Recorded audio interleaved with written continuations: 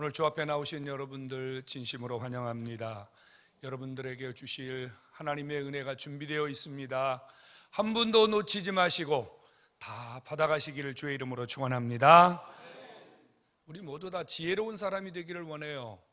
단 한 사람도 어리석고 미련한 자로 취급받기를 원치 않습니다. 할 수만 있다면 좀 더 지혜롭게, 좀 더 슬기롭게, 좀 더 현명하게 살기를 원합니다. 잠언 3장 15절 18절에서는 이렇게 말해요. 지혜는 진주보다도 귀하다. 너희가 이 땅에서 사모하는 것보다 그 어느 것으로도 비교할 수 없을 만큼 지혜는 귀하다. 그리고 이 지혜를 받은 자는 생명 나무라. 그에게는 복이 있다. 이렇게 말씀해요. 여러분, 누가 살아있는 자인가? 지혜를 가진 자가 생명 나무라. 지혜가 있는 자가 살아있는 자라 그 말입니다. 누가 복 있는 자입니까? 지혜로 사는 자가 진짜 복 있는 자임을 깨닫기를 바랍니다. 성도 여러분, 지혜가 뭡니까? 우리가 지혜라는 말을 참 많이 사용하는데요, 지혜는 어떤 문제가 생겼을 때 그 문제를 해결하는 능력, 어떤 문제를 풀어가는 능력을 지혜라고 그래요. 지식하고는 좀 다르죠. 지식은 뭔가를 담고 있는 내용이라고 말한다면, 지혜는 그 지식을 통해서 담아진 그것을 어떻게 사용하느냐에 대한 문제입니다. 그러니까 어떤 사람은 상당히 많은 지식을 갖고 있지만 지혜롭지 못한 분이 있어요. 그런데 어떤 분은요, 좀 세상적인 지식은 좀 부족한데 아주 지혜로운 분이 있어요.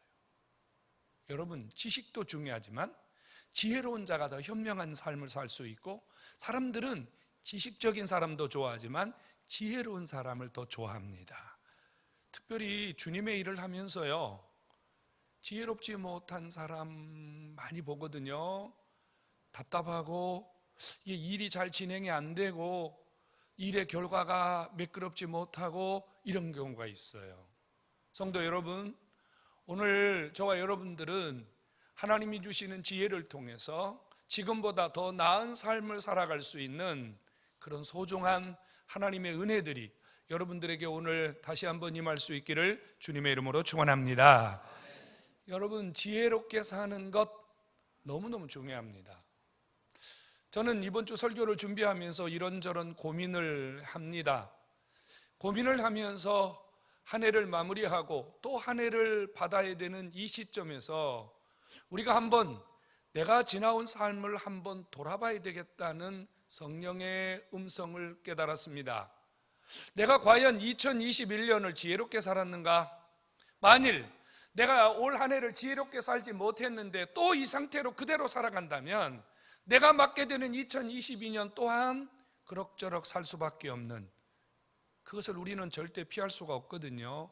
오늘은 지나온 한 해를 돌아보고 또 다른 한 해를 준비하는 이 귀한 시점에서 내가 어떻게 하면 좀 더 지혜로운 인생, 어떻게 하면 좀 더 지혜롭게 한 해를 준비할 것인가, 성령의 음성을 듣는 그런 은혜가 있기를 주의 이름으로 축복합니다. 성도 여러분, 지혜가 뭘까요? 그것은 어떤 문제를 해결하는 능력이라고 말씀드렸는데, 그렇다면 신앙인들에게 지혜란 뭘까요? 성경이 말하는 지혜는 뭘까요? 하나님이 우리에게 주시는 지혜는 도대체 어떤 세계일까요? 여러분, 어떤 장소에 들어갔는데 앞이 꽉 막혀 있는 걸 한번 상상해 보시죠. 창문이 한 개도 없습니다. 뭔가 숨 쉴 공간이 없어요. 보이는 게 없어요. 여러분, 이것이 우리에게 얼마나 힘이 드는 삶입니까? 하나님이 주시는 지혜란 창문입니다. 영적 창문입니다. 우리가 하나님이 주시는 지혜를 갖게 되면요, 꽉 막혀있던 우리의 삶에 창문이 열리는 거예요. 볼 수 없던 것을 보게 되고 느낄 수 없던 것을 느끼게 되는 하나님이 주시는 특별한 세계인 것을 깨닫기를 축원합니다. 여러분, 창문이 있다면, 여기 지금 사실 우리 본당에도 창문이 없거든요. 여기에 만일 창문이 있다면 아마 여러분들이 여기 들어왔을 때 이 벽을 바라보는 것보다는 훨씬 마음의 시원함을 느낄 겁니다. 보이는 시야, 밖에서 들어오는 시야, 아마 여러분들의 마음을 상당히 클린하게 만들어줄 거예요. 여러분, 하나님이 주시는 지혜는 창문입니다. 하나님이 어떤 사람에게 이 창문을 열어주시면 여러분들이 이전까지 답답하고 힘들게 살았던 여러분들의 삶이 다시 한번 보이게 되고 들리게 되고 뭔가 내가 어떻게 살아가야 될 것인가를 깨닫게 되는 그런 은혜가 있음을 깨닫기 바랍니다. 오늘 주 앞에 나오신 여러분, 간절히 원하고 간절히 바라옵는 것은 저와 여러분들에게 하나님이 이 창문을 다 열어주시기를 소원합니다. 이 창문이 열려야 돼요. 창문이 열리지 않으면 우리는 삶에 갈팡질팡, 어떤 문제가 부딪혔을 때 도대체 내가 여기서 어떻게 이 문제를 뚫고 나가야 될지 갈 바를 알지 못할 수밖에 없다는 거거든요. 전도서는 솔로몬이 기록한 건 줄 다 알고 계시죠? 솔로몬은 지혜의 사람입니다. 이 솔로몬의 지혜가 어디서 왔습니까? 하나님에게서 왔어요. 하나님이 솔로몬에게 특별한 지혜를 주었다 그 말이에요. 오늘 전도서 7장 8절부터 10절까지 말씀은요, 우리가 정말로 지혜로운 사람인가? 우리가 지혜롭게 살았는가? 우리가 어떻게 사는 것이 지혜인가에 대한 질문을 던지고 있습니다. 오늘 이 질문은 여러분 스스로에게 던져야 할 질문이고 우리가 앞으로 살아가면서 계속 던져야 되는 질문입니다. 이 솔로몬이 오늘 우리에게 주는 이 세 가지의 질문을 통해서 저와 여러분들의 삶이 다시 한번 지혜로, 지금까지 내가 뭔가 실패하고 답답한 삶을 살았다면 이제부터는 열리는, 이제부터는 보이는, 이제부터는 뭔가 여러분들이 할 수 있는 이런 창문이 열려지기를 한 번 더 주의 이름으로 축원합니다. 솔로몬이 우리에게 묻습니다. 아니요, 우리 스스로에게 물어야 되는 첫 번째 질문은요, 시작보다 끝이 좋았는가 하는 겁니다. 시작보다 끝이 좋았는가. 용도삼이라는 말을 압니까? 거창한 시작, 별 볼 일 없는 마무리를 이루는 말이 아닙니까?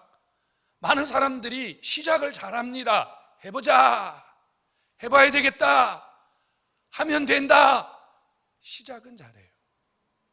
그런데 얼마의 시간이 지난 다음에 끝을 제대로 하지 못하는 분들이 적지 않습니다.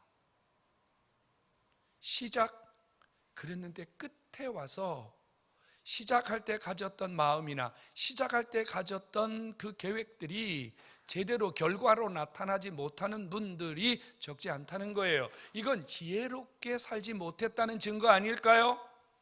여러분들이 2021년을 시작하면서 뭔가 하나님 앞에 시작을 고했어요. 아버지, 제가 올해는 이렇게 살아보겠습니다. 아버지, 내가 올해는 이렇게 살아보겠습니다. 올해 제 목표는 이겁니다. 올해 제 기도는 이겁니다. 올해 제 결단은 이겁니다.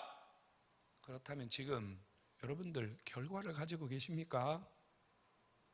기도 제목, 결단, 여러분들이 그렇게 마음을 다잡았던 것들이 지금 이제 보름밖에 남지 않은 이 시점에서 여러분들의 끝, 2021년의 끝은 시작보다 나은가? 낫지 못하다면, 시작은 정말 잘한 것 같은데 이 시점에서 돌아볼 때 뭔가 내 삶에 석연치 않은 부분이 있다면 무엇 때문일까요? 솔로몬은 우리에게 지적합니다. 시작했는데 끝이 좋지 못한 사람들은 인내하지 못했기 때문이다. 참지 못했기 때문이다. 그리고 또 하나는요, 교만했기 때문이다.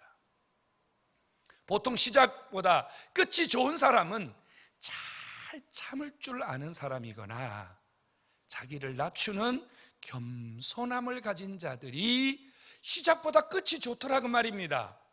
오늘 저와 여러분들의 삶을 돌아보면서 만일 내 삶이 이 시점에서 시작보다 끝이 그리 좋지 못하다면 오늘 솔로몬이 지적하는 이 지혜, 인내심이 부족했던, 아니면 나를 굴복시키지 못했던 이 지혜를 다시 한번 부여잡고 또 다른 시작 앞에서 여러분들의 더 좋은 결과를 꿈꾸고 얻을 수 있는 이런 지혜로운 인생으로 다시 한번 여러분 삶을 세울 수 있기를 주의 이름으로 축원합니다.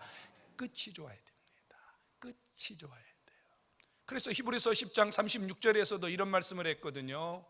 우리가 인내가 필요함은, 우리가 참아야 되는 것은 하나님께서 하시는 결과, 약속을 받기 위함이다. 성도 여러분, 어떤 사람의 끝은 그 사람의 신앙 혹은 그 사람의 삶의 과정을 보여주는 것이 아닐까요?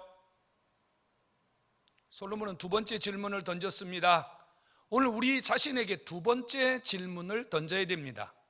급한 마음으로 실패한 적은 없는가? 급한 마음이란 뭐죠? 훅 솟아나는 감정을 의미합니다. 우리가 살다 보면요, 나도 모르는 사이에 욱 하고 올라오는 감정이 있어요. 이 급한 마음이에요. 이 급한 마음 때문에 실패하는 사람들이 너무너무 많더라 이겁니다. 여러분, 이혼하려고 판사 앞에 가서 자초지종을 들어보면 시작은 아주 작은 겁니다. 아주 작은 것에서 욱 하고 올라오는 급한 마음을 참지 못해서 지금 이혼하려고 서 있는 겁니다. 누가 살인자가 되고 싶어 합니까? 누가 전과자가 되고 싶어 합니까? 누가 인생을 실패하기를 원합니까? 그런데 그 원인을 찾아가서 들어가 보면요, 순간 솟아오르는 급한 마음, 욱하는 마음을 다스리지 못해서 실패, 낙심, 돌이킬 수 없는 절망 상태에 빠진 분들이 한두 분이 아니라는 거예요. 가인을 아십니까? 가인은 급한 마음을 다스리지 못했습니다. 그래서 자기 동생을 들에서 돌로 쳐 죽이는 정말 돌이킬 수 없는 끔찍한 결과를 저질렀습니다. 여러분, 처음부터 그런 마음 갖지 않았습니다. 갑자기 올라온 거예요. 급한 마음이 올라온 거예요. 욱한 마음이 올라온 거예요. 모세를 아십니까? 얼마나 위대한 지도자입니까? 얼마나 여러분 하나님이 귀히 쓴 일꾼입니까? 그런데 그가요, 급한 마음을 참지 못했습니다. 욱하는 마음을 참지 못했어요. 백성들이 물을 달라고 아우성 쳤는데 그 욱하는 마음으로 지팽이를 들고 바위를 성질을 내면서 쳐댔거든요. 어찌 되었는지 아시죠? 약속의 땅을 바라보면서 인생을 마감해야 했습니다. 약속은 받았는데 누리지를 못하는 끔찍한 결과를 얻었다는 거지요. 욱한 마음 때문입니다. 삼손을 아십니까? 하나님이 삼손에게 얼마나 특별한 은혜를 주었습니까? 여러분, 나귀의 새 턱뼈 하나로 블레셋 1000명을 쳐주겠습니다. 사자를 맨손으로 찢었습니다. 이런 에너지를 누가 주었어요? 하나님이 주었어요. 그런데 욱한 마음, 급한 마음을 다스리지 못했어요. 그래서 여자의 꼬임에 넘어갔어요. 인생이 절단나버렸습니다. 솔로몬이 우리에게 묻습니다. 욱한 마음 때문에 실패한 적이 없는가? 지혜로운 사람, 정말로 지혜로운 삶을 사는 사람은 어떤 상황에서도 자기를 다스릴 줄 안다 그 말입니다. 여러분에게 묻습니다. 올 한 해를 살아오면서 여러분 욱한 마음 때문에, 급한 마음 때문에 자기를 다스리지 못하고 실패한 경험은 없습니까? 지혜로운 자의 모습은 아닙니다. 성경 몇 구절이 생각이 납니다. 잠언 14장 26절인가요?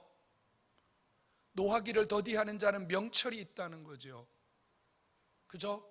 그런데 급한 마음을 가진 사람, 마음이 조급한 사람, 자기 마음을 다스리지 못한 사람은 어리석은 자라고 말합니다. 잠언 16장에서도 똑같은 말을 합니다. 노하기를 더디하는 사람은 용사보다 낫고 자기의 마음을 다스리는 자는 성을 빼앗는 자보다 낫느니라. 야고보서는 1장 20절에 이런 말씀하죠.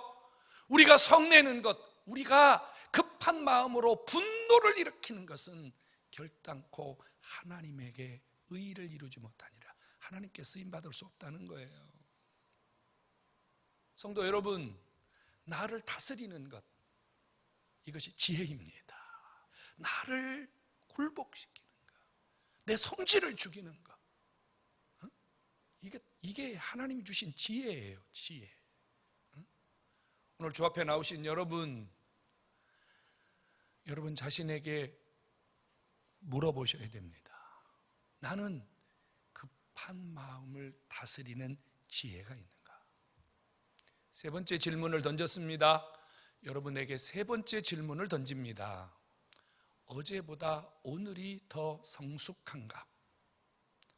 사람들은 이렇게 말해요. 어제가 좋았다고요. 참말일까요? 아니죠, 여러분. 어제 별로 안 좋아요. 오늘이 좋아요. 내일이 좋아요. 우리가 어제가 좋다 그래서 오늘 우리의 삶을 포기하고 어제로 돌아가고 싶으십니까? 그런 분은 한 분도 없을 겁니다.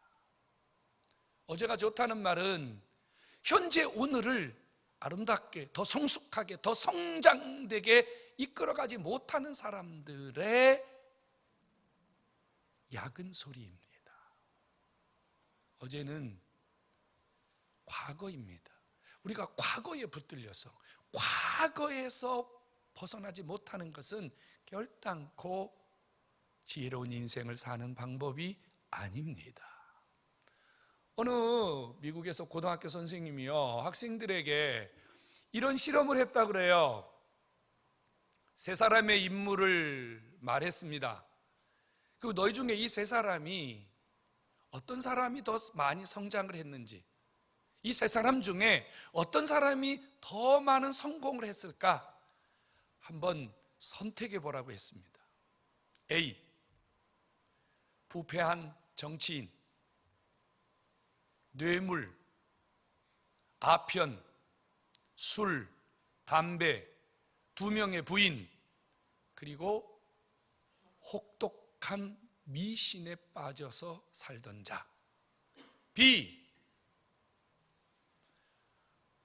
직장에서 2번 이상 해고를 당했으며 낮 12시까지 잠을 자는 인간, 아편 중독자였고 술에 역시 중독된 자. C. 전쟁 영웅, 채식주의자, 전혀 담배를 피우지 않고 약간의 맥주를 마셨으며 법을 어긴 적이 없고 자기 부인 외에 불륜을 저지른 적도 없었다. 선생님의 말을 듣고 아이들은 전부 다 누구를 선택했겠습니까? C를 선택했습니다. 여러분도 역시 똑같이 답을 쓰시겠죠. 하지만 선생님의 이야기를 듣고 아이들은 패닉 상태에 빠졌습니다. 멍해졌습니다. A. 프랭클린 루즈벨트 대통령의 과거였습니다. B. 윈스턴 처칠의 과거였습니다. C. 나치스 지도자 아돌프 히틀러의 과거였습니다. 충격적이지 않습니까? 어떤 사람의 과거는 돌이킬 수 없을 만큼, 손가락질을 당해야 될 만큼 너무도 불편한 과거였지만 그들은 과거에 붙들려 있지 않고 미래를 열었습니다. 알코올 중독자, 술과 담배에 쩌들려 살던 인생, 사람들에게 지탄의 대상이 되었던 인생, 과거를 다 털어버리고 한 나라를 움직이는 지도자가 되었습니다. 어떻게 이런 일이 가능했겠습니까? 어떻게 이렇게 여러분 자기 인생을 바꿀 수 있었겠습니까? 성도 여러분, 여러분들의 과거는 어떻습니까? 여러분들의 어제는 어떻습니까? 내가 못 배우고 내가 별로 좋지 않은 가문에 태어나고 내가 성장 배경이 어두워서 내 인생은 더 이상 소망이 없고 내 인생은 더 이상 희망이 없다고 과거에 붙들려 아직도 자기 인생을 땅만 치고 있는 이런 분은 여기 계시지 않습니까? 지혜로운 사람은 과거에 붙들리지 않고 과거를 이겨내고 내일을, 미래를 다시 세울 줄 아는 이런 사람이 지혜로운 사람인 줄로 깨닫기를 축원합니다. 성도 여러분,